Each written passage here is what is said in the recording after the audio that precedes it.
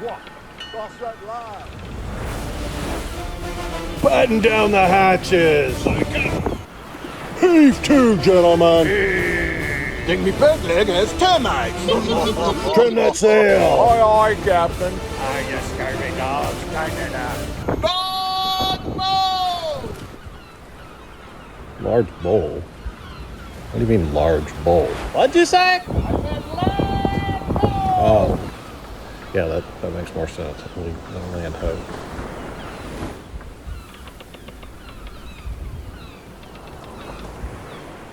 Where?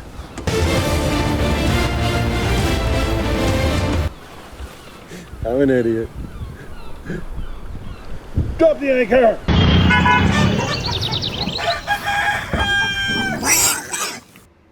Hi, welcome to the inaugural, the introductory, the first video for Grateful Hearts Ranch. My name is Jeff. I am a software engineer by trade.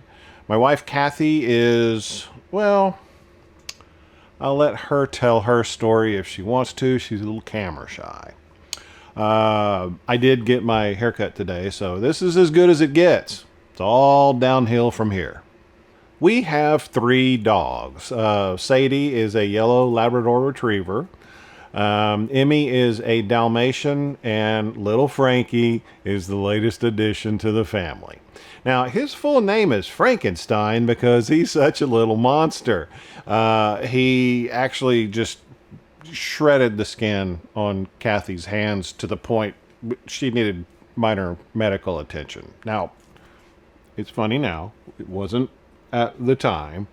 But she had so many Band-Aids on her hands, you really couldn't even see her hands anymore. So she took vet wrap and just wrapped her hands to the point where it looked like boxing gloves. But it did shield her hands from his attacks. And he was just attacking because, you know, he was bored, wanted to play. Now, you might be wondering why I haven't fallen victim to his boredom. And you know, it's mainly I anticipated you know, when he was going to come at me, and I respond a little rougher than Kathy does. Now, he did get me a few times, and he still likes to chomp on my hand to wake me up in the morning, and so hopefully we can work through that pretty quickly.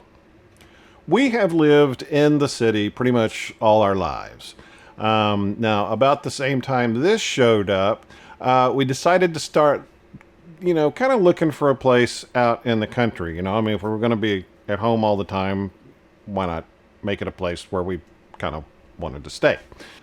While we are new to country life, I'm not new to YouTube. I have another channel. So if you want to learn how to do this,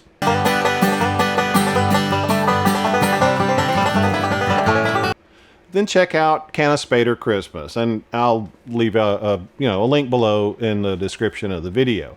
There's a lot of information on how you do that at your place if you want to. But this channel is going to cover our country life journey and be more of a vlog, while Spader Christmas will focus more on the lighting and tech stuff. March 2020, the company that I worked for sent everybody home to work from home. We developed mobile apps for businesses, so it really wasn't that difficult of a change. In fact, I kind of preferred working from home anyway. I just felt more productive. There were less distractions. So this was basically what I did all day during the day.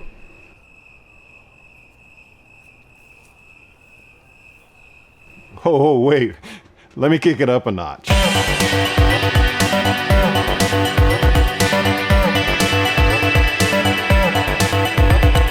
Traffic in downtown Austin, Texas is ridiculous. And, you know, remember, initially it was only going to be a couple of weeks. So after a couple of months, Kathy and I started our land search. Now, I'll spare you all the gory details, but it basically took us about a year and a half to purchase land. We had a lot of requirements that really kind of eliminated a lot of our choices. There were distance requirements. There were, a lot of stuff. So anyway, we finally found a place that we both agreed would be a good fit, and so we went ahead through the purchase process. Now it is raw land. There's nothing on it at all, and so we're totally starting out from scratch. You might want to hit subscribe. It might be a lot of fun. Now, in the meantime, I changed jobs in January of 2021. But I've been able to continue working from home, which is cool because I can do it here in Austin, or I can do it out there. As soon as I get, internet access and water and power and septic and shelter and, things like that. Also, during this time, I started watching a bunch of YouTube videos about gardening and homesteading and, self-reliance related stuff to kind of prepare myself for country living. Now, I do already have experience wrangling a rattlesnake that wandered into our backyard, so I figure I'm pretty good there. So why make a change of this magnitude? Well, there's several reasons, but to give you an example, I spent about $50 on groceries in March of 2020. I spent about $200 on those same groceries 2 years later. So I figured, might be time to kind of start learning how to grow things for myself. The problem with that is that in gardens all over the world, they have little wanted posters with my picture on it, because I don't do well with plants. So, this challenge was a little concerning. I mean, what the heck is bone meal, for crying out loud? Anyway, so I told Kathy about starting a vegetable garden, and she got pretty excited about it. And what are we going to grow, and can we get this? Can we get that? All this kind of stuff. So I figured it was going to be a while until we can get up and running at the ranch. So I decided I would put my newly acquired gardening learnings to the test and build a small raised bed. So I built a frame out of 2x4s, covered it with hardware cloth. I added some 4x4 legs, surrounded that with some cedar fence planks that I had, and to kind of form a box. And I put some weed fabric down to hold in the dirt. 3 bags of potting soil, and I planted 2 rows of Yukon Gold potatoes, 1 row of Kennebec potatoes, and 1 row of spinach. Yes, I know I crowded the potatoes. Just gonna have to deal with it. Now, I really did this out of convenience, but there's also the reason it's raised up so high is because of the puppy. We didn't want the puppy going through and messing up, my brand new garden and adding fuel to the wanted posters. Plus, I'm really just kind of lazy and didn't want to bend over that much. So for 1 week, I watered every day.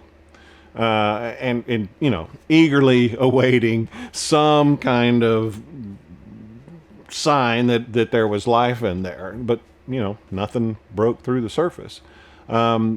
So for normal beds, I'd probably water less often, but since this drains so quickly through the bottom, I just watered it every day. So I'd go out and check it every morning.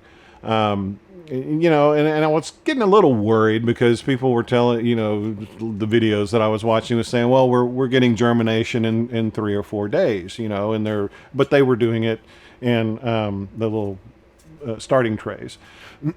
So a little worried, but not, still pressing on. And after a week, I still didn't have anything. And then found another video saying 2 weeks. So I felt quite comforted at that point. So day 8 was a completely different story. one of the little spinach seeds pushed up through the soil. I was pretty excited about this. I went and told Kathy, and she said we needed to name it.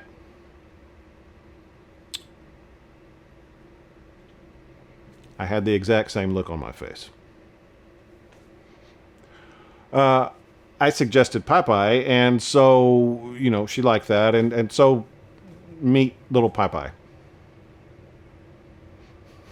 Unfortunately for little Popeye and his buddies that were, still asleep, the weather forecast for that night was for strong thunderstorms and tornadoes, including softball-size hail. I was a little worried for my boy, and so I added some hardware cloth on the top, instead of prayer. So tornadoes went north of us, tornadoes went south of us, and we got 1/4 of an inch of rain. So the next morning, I took the hardware cloth, and Popeye survived, and apparently that woke up some of his friends. Now, a day or two later, one of the potatoes poked up through, and again, his name is Spud. So we'll see what we get. This is really just kind of a test bed to see if I can produce anything and hopefully get rid of some of the wanted posters. I'll keep you posted on Popeye and Spud and all their friends. Here we are, born to be king, fighting to survive. We're the princes of the universe. For the next few videos, I would imagine they're going to be more project oriented. As they'll span days, weeks, months, as we kind of build infrastructure. And then move to more kind of a regular vlog style as we get settled in. Like I said before, we're starting from scratch. And so we need to get a few things put in place before we can actually move out there.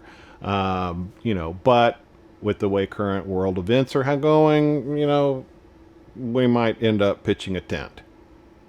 And while I wouldn't necessarily characterize us as preppers, we do have 500,000 rounds of ammunition for our 327 firearms, 10 years of freeze-dried food, and a Geiger counter. I'm just kidding. It's probably only 100,000 rounds. And I don't think we're really kind of going out there necessarily to homestead. We will have a garden. We will grow some food. We may have some animals at some point, but we're really just a family moving out to the country. And that's kind of why we call it a ranch. Now, it does come with fresh cow pies, which will help with the garden. So, whatever this turns out to be, I hope you follow along. Feel free to give some advice to us city folk on our new adventure. Comment below. Thanks for watching, and I'll see you again soon. Please like, share, subscribe, and hit the bell.